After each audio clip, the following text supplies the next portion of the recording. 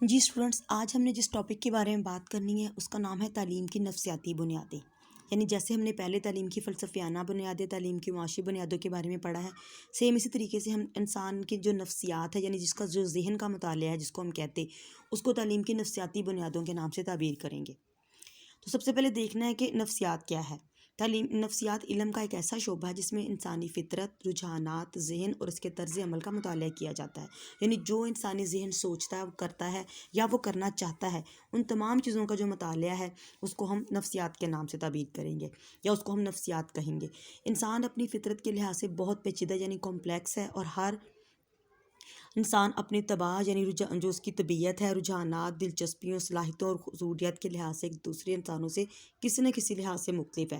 یعنی ہر انسان کی دلچسپیاں، رجحان، صلاحیت، ایون کی ضرورتیں، ہر چیز ایک دوسرے سے ڈیفرنٹ ہوتی ہے.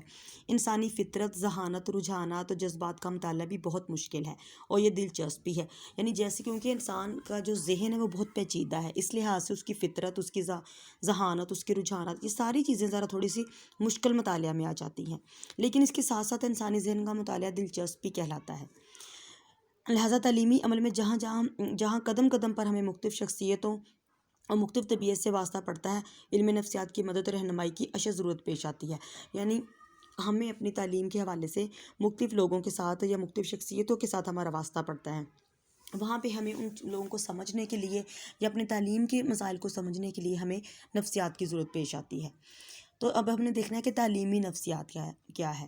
نفسیات کی یہ وہ شاخ ہے جو عمومی نفسیات سے اخذ شدہ اصول و ضوابط کا عمل تعلیم میں کرتی ہے اور تعلیمی نفسیات کہلاتی ہے. یعنی تعلیم میں ہم دیکھتے ہیں کہ جو ہمیں پرابلم فیس کرنی پڑ رہی ہیں، جو ہمیں مشکلات پیش آ رہی ہیں، ان کے اوپر جب ہم نفسیات کے اصولوں کا اطلاق کرتے ہیں یا ان کو لاگو کر دیتے ہیں تو وہ تعلیمی نفسیات کا بن جاتی ہے. یعنی نفسیات یہ جو عام، جس کو ہم جنرل سائیکالوجی بولیں گے، جو ہم نے پہلے ڈسکس کی ہے کہ انسانی فطرت یا رجحان کا جو مطالعہ ہے اس کو ہم نفسیات کہتے ہیں. تو جب اس کے اصولوں کو ہم تعلیم کے اوپر لاگو کرتے ہیں تو وہ تعلیمی نفسیات بن کر سامنے آتی ہے.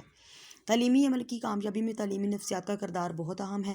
تعلیمی عمل کے دوران اساتذہ کے سامنے جو مسائل پیش آ سکتے ہیں، ان سب کے حل کے لیے علم نفسیات مناسب اور مؤثر رہنمائی فراہم کر سکتی ہے. یعنی تعلیم کے دوران ہمیں اپنے ٹیچنگ اسٹوڈنٹس کو لرننگ میں یا پھر تعلیمی ادارے میں اور بہت ساری ایسی پرابلم جو کہ تعلیم کے حوالے سے ہوں، جب وہ مشکلات پیش آتی ہیں تو ان کو حل کرنے کے لیے ہمیں نفسیات کے اصولوں کی مدد لینی پڑتی ہے. تعلیم جو ہے افراد معاشرہ کی متوازن نشوونما اور شخصیت کی ہوا پہلے تکمیل کا نام ہے، کیونکہ تعلیم افراد معاشرہ کی صلاحیتوں، نفسیاتی ضرورتوں سے ہم آہنگ ہوتی ہے. اور نفسیات کی مدد سے تعلیمی عمل کی ماہیت کا بھی مطالعہ کیجیے. تعلیمی عمل کی ماہیت سے مراد یہ ہے کہ اصل میں ہماری تعلیم کا مقصد کیا ہے، ہم اس کو کیوں حاصل کرنا چاہ رہے ہیں اور مستقبل میں یہ ہمیں کہاں کام دے گی.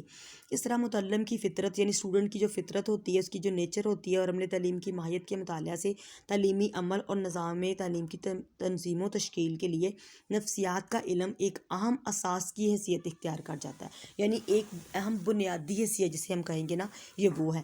لہٰذا تعلیمی نفسیات سے مراد یہ ہے کہ نفسیات کے اصولوں کو جب ہم تعلیم کے مسائل حل کرنے کے لیے استعمال میں لے کر آتے ہیں تو وہ تعلیمی نفسیات کہلائے گی.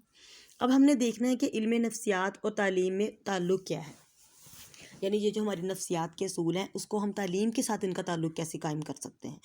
اللہ تعالیٰ نے ہر انسان کو ایک منفرد شخصیت بنا کر دنیا میں پیدا کیا ہے. یعنی وہ ہر اپنے رجحان، طبیعت، ذہانت، ایون کہ فیملی بیک گراؤنڈ، ہر چیز ایک دوسرے سے وہ ڈیفرنٹ ہوتی ہے اس کی. وہ اپنی وراثتی خصوصیات کے ساتھ ساتھ اپنے گھر، ماحول اور معاشرہ سے بھی متاثر ہوتا ہے. وراثتی خصوصیات سے مراد یہ جو ہم نے ابھی چیزوں کا نام لیا ہے کہ وہ اپنی نہ صرف شکل، صورت، قد، رنگ، بال، ایون کہ ہر چیز میں ایک دوسرے سے ڈیفرنٹ ہوتا ہے. وراثتی خصوصیات اور ماحول کے زیر اثر بچے میں خاص قسم کا کردار پیدا ہوتا ہے جو اس کے ظاہری اعمال، باطنی کیفیات اور ماحول کے اثرات کے رد عمل پر مشتمل ہوتا ہے. یعنی یہ تمام چیزیں اس کی پرسنالٹی کو بنانے میں جو ہے امپورٹنٹ ہیں. اس کی وراثتی خصوصیات یعنی جو چیزیں اس کو اپنے باؤ داج یا پیرنٹ سے ملتی ہیں، اور پھر اس کی جو ماحول ہے جس کے زیر اثر وہ رہ رہا ہے، جو اس کے ارد گرد چیزیں پائی جاتی ہیں، وہ ساری مل کے اس کے لیے اس کی پرسنالٹی کو ڈیولپ کر رہی ہیں اور اس کو آگے لے کے چل رہی ہیں. مدرسہ میں افراد مختلف گھرانوں اور مختلف ماحول سے تعلق بنا پر شخصیت کے حامل ہوتے ہیں، یعنی مختلف فیملی سے تعلق رکھتے ہیں، جہاں پہ ان کے رجحان، ذاتی سطح، رویہ، کردار، رجحان، جذباتی اور معاشرتی مثال بھی ایک دوسرے سے مختلف ہوتے ہیں۔ لہٰذا ان تمام چیزوں کو جو ہے تعلیم کے میں ان کا حل ڈھونڈنے کے لیے علم نفسیات ہے جو ہماری مدد کرتی ہے کہ ہم نے کس طریقے سے مختلف بچوں کی ان پرابلمس کو کیسے سولو کرنا ہے۔ تعلیم کا ایک مقصد فرد کو آئندہ زندگی میں کامیابی کے لیے تیار کرنا ہوتا ہے، یعنی تعلیم کا مقصد ہی اصل میں اس کے فیوچر کی تیاری ہے، اس کے مستقبل کی تیاری ہے۔ نفسیات کے ذریعے ہمیں فرد کی ذہنی صلاحیتوں کا پتہ چل سکتا ہے اور ہم فرد کی حالات کے مطابق تعلیم دینے کے قابل ہو جاتے ہیں، یعنی اگر ہم فرد کی ذہنی صلاحیتوں کا پتہ لگا لیں گے تو ہی ہمیں پتہ چلے گا کہ فرد کی دلچسپیاں، رجحانات کیا ہیں، وہ کس ماحول میں پل بڑھ رہا ہے اور وہ اس ماحول میں اس کی کیا ضروریات ہو سکتی ہیں اور اس کے اکارڈنگ ہم نے اس کو کس طرح کی تعلیم دینی ہے۔ تو نفسیات کے اصول جو اصل میں یہی ہوتے ہیں کہ ہم نے بچے کے رجحان، دلچسپی، ماحول، اس کی فیملی بیک گراؤنڈ سب کو دیکھ کے ہم نے اس کے مطابق اس کی پرابلم کو سالو کرنا ہے تعلیم کے حوالے سے۔ اور پھر اس میں ہم یہ بھی دیکھتے ہیں کہ علم نفسیات کے مطلب استاد کو اس بات کا علم ہو کہ وہ ایک ایسا عمل تدریس اختیار کرے جس کے ذریعے جس میں بچے کے نفسیاتی اصولوں کو مد نظر رکھا جائے۔ نفسیاتی اصول یہ ہوتے ہیں کہ ہر بچے کو اس کی عمر، استعداد، رجحان اور اس کی جو ہے نا دلچسپیوں کے مطابق تعلیم دی جائے۔ پھر ایک کمرہ جماعت کے اندر جو ہے منفرد شخصیتیں ہوتی ہیں جو اس پر ایک گروہ ہوتا ہے، لہٰذا ایک استاد کے لیے اس گروہ کے بارے میں جاننا، اس کی پرابلم کو سولو کرنا بہت ضروری ہوتا ہے، اور انہی چیزوں کے جو ہے ان کو مسائل کو حل کرنے کے لیے تعلیم نفسیات ہماری رہنمائی کرتی ہے۔ تعلیم کی نفسیاتی اساس کے اہم نکات یہ ہو سکتے ہیں کہ ہر بچہ فطرت اسلام پر پیدا ہوتا ہے، اس لیے انسان کے لیے سب سے پسندیدہ علم وہی ہے جو فطرت کے مطابق ہو، اس لیے تعلیمی نفسیات اسی کو ہی پروان چڑھانے میں مدد دیتی ہے۔ تعلیمی نفسیات کا جو اصل مقصد ہے وہ انسان کی ہمہ پہلو نشوونما ہے۔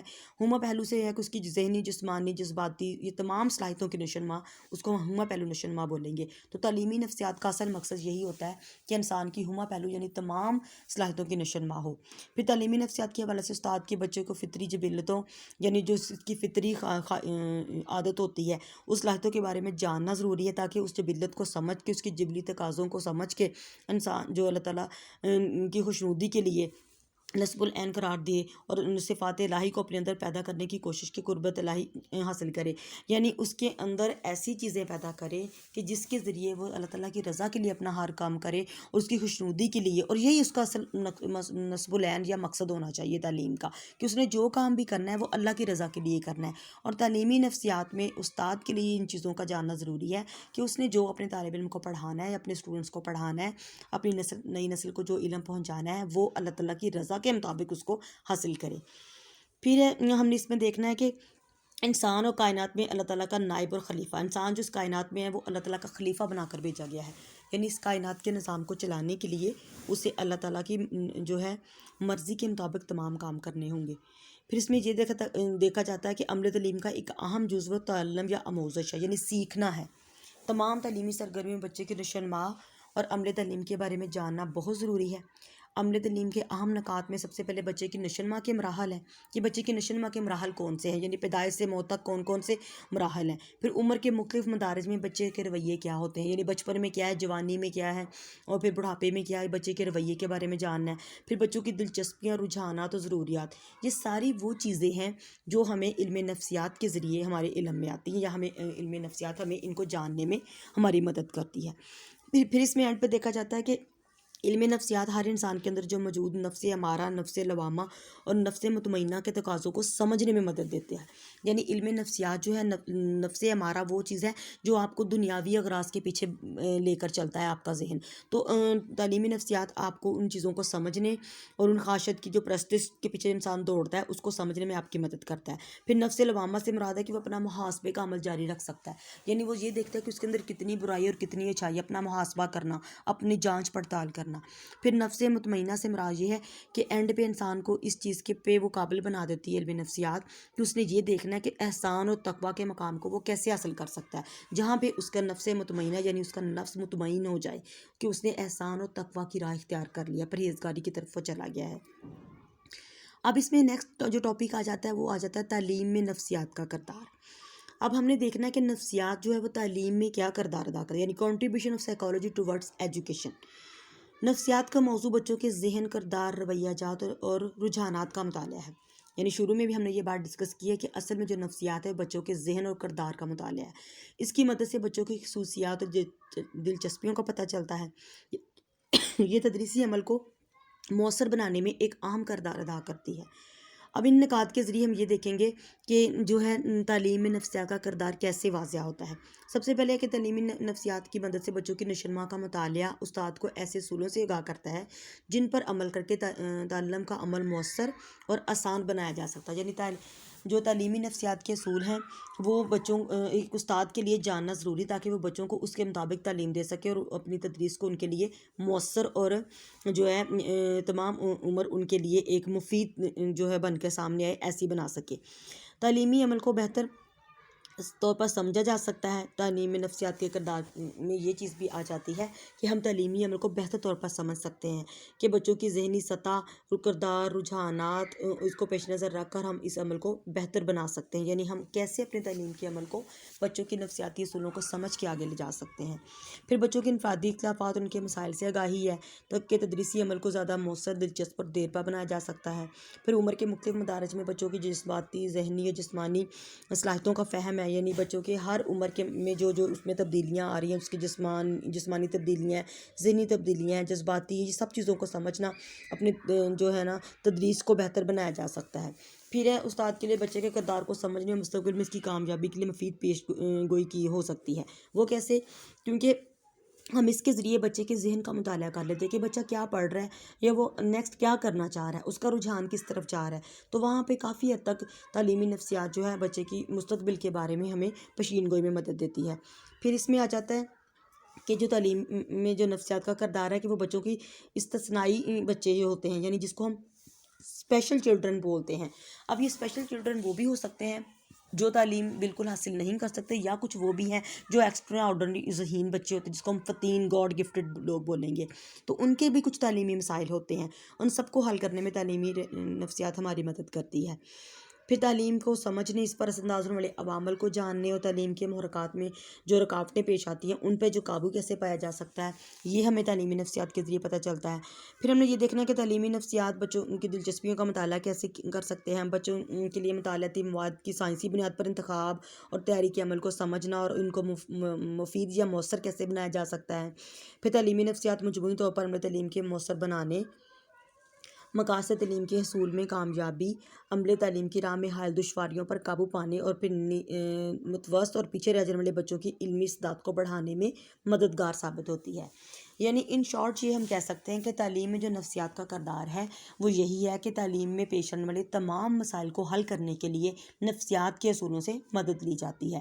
یا جب ہمیں تعلیم میں کچھ پرابلم فیس کرنی پڑتی ہیں، چاہے وہ کلاس اسیسمنٹ میں آ جائیں، بچے کی پرسنالٹی کو گروم کرنے میں آ جائیں، یا بچے کی نشو و نما کے حوالے سے آ جائیں، اس کی لرننگ کے حوالے سے آ جائیں، یا ٹیچر کو اپنے ٹیچنگ کے حوالے سے آ جائیں، یعنی کوئی بھی مسائل جو کہ ہمیں تعلیمی ادارے کے اندر پیش آ سکتے ہیں، ان تمام مسائل کو حل کرنے کے لیے تعلیمی نفسیات جو ہے ہماری مدد یا ہمیں ایک جسے کہتے ہیں نا بنیادی جو اصول ہے وہ پرووائڈ کرتی ہے کہ ہم نے ان اصولوں کو مد نظر رکھ کر یا نفسیات کے اصولوں کو مد نظر رکھ کر ہم اپنی تعلیم کے مسائل کو کیسے حل کر سکتے ہیں۔